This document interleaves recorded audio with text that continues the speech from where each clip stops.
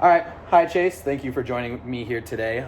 Today I'm going to be describing to you, or not describing to you, I'm going to be explaining to you elbow osteoarthritis. Have you ever heard that before? No. No, you haven't? Well, perfect. Well, what elbow osteoarthritis is, it's going to be kind of a slower, insidious, kind of comes on over time condition that happens in your elbow. So within your elbow, you're going to see some kind of hypomobility, meaning you're not going to be able to really move it as much. You might have some aching pains.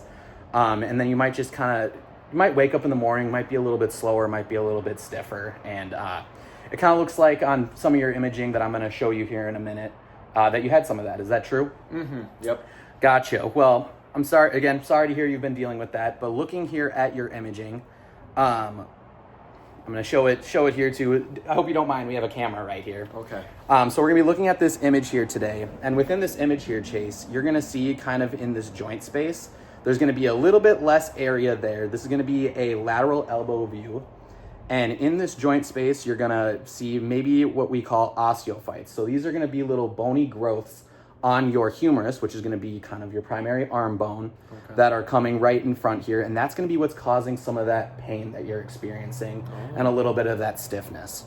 Now looking here at our second picture here. So right here, we're going to be looking at it's what is called an axial CT scan image. Right there, once again, you're going to kind of see you're going to see a loose body from those osteophytes or those bony growths that's kind of disconnected there, again, which is going to cause some of that hypomobility where you're not going to be able to move your elbow as well. You're going to kind of experience some of that stiffness, that pain, and that's where a lot of that is coming from. Okay. So looking here, looking at these images, we're able to see kind of it's on the front part of your elbow.